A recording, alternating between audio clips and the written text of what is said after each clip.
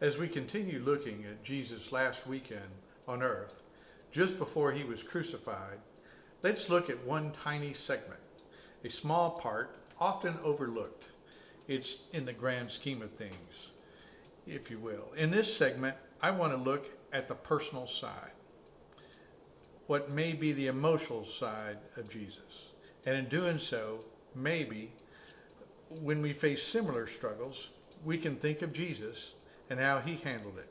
Specifically, the segment looks at Jesus on trial in front of Pilate. I'm primarily going to use Luke's account in chapter 23. So here goes. Oh yeah, did I mention that I too was once accused of something that I didn't do? And I too ended up in trial over it. It was a civil trial, and there's a big difference between Jesus' criminal trial and my civil trial, but the basis of it are similar. Okay, now I'll start. Basically, here's what was being said about Jesus in his trial: that he was subverting our nation, that he opposes taxes to Caesar. He claims to be the Christ, claims to be a king. He stirs people up, inciting people to rebellion. I'm going to flip to my trial and attempt to share with you the emotional side of it. Have you ever heard the phrase, "You want to be the first one to the courthouse"? I'd heard it, but never really understood it until I had my trial. And here's why. The first one there gets to go first. And boy, did they. They got to go first in Jesus' trial, and they got to go first in my trial. Mine started with their opening statements by the accuser's attorney. The litany of false statements painting a picture of me was horrific. Example, and this is paraphrased: "We will be able to prove to you, the jury, that me, used my alarm code in the middle of the night, came to the office, and stole documents. And they will be able to prove it by the alarm company data, and they will show that I'm the only one that could have done that." Whoa, I heard that and I go, there's no kernel of truth in that. It's true I had an alarm code, but I never came in the middle of the night and removed documents. I'm sitting there and say, how could you say that? Personal attacks on me, one after another. And your only option is to sit there and let them say it. Do people believe what they're saying? Do people believe what they're hearing? Can they wait till they hear my side of the story? What impression is being built? And lastly, what evidence are they going to manufacture to prove it? I started thinking, how could they do that? And I started thinking, well, the owner of the company knew my alarm code. Did he go in at night, use my alarm code, and then show that I was in? All these things start running through my mind. Footnote: this was never actually mentioned in the testimony in the trial, and that's the only time it was mentioned. So back to my thoughts. I wanted to stand up, interrupt them, scream, it's not true. But you have to sit. You know, our body's a miraculous thing, and it was fighting as well. You know, the adrenaline flowing through you, I realized my hands were cold, my feet were cold, and my limbs were cold. As your body pushes adrenaline, it puts the circulation into the middle of your body to protect it and reduce the strain on your heart. So not only am I emotionally racked, I'm physically fighting subconsciously with everything I have. I felt everyone looking at me, and what a terrible person I was. My wife, my dad, all hearing this. And that's how my trial started. It took 3 days, so I'm going to shorten this 3 days down to just a couple of minutes.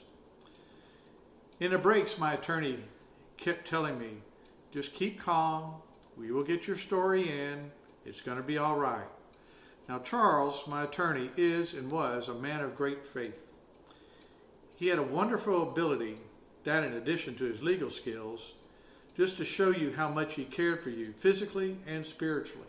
He was, in all sense of the words, my counselor. I want to compare just a second between Jesus' side and my side. Jesus was perfect. Me, not so much. Jesus was wrongfully accused. I was wrongfully accused. Pilate saw that there was no case and tried to get it to end. The judge, actually in my case, did the same thing. He called for us during the breaks to work this out. He wanted it to end. The accuser said no to Jesus, and the accusing attorney to me said no as well. But there are some big differences between mine and Jesus. No one came to testify for Jesus. I was fortunate. I had some favorable witnesses. There was no evidence of Jesus having a counselor. I had Charles. Jesus, he volunteered to do this. I didn't have a choice. Jesus was innocent, but found guilty. I had a favorable judgment. Jesus knew the outcome before it ever got there. I had an uncertain outcome. I couldn't shake the anxiety and the nervousness for 3 days. The waiting for the judge to read the verdict was agonizing.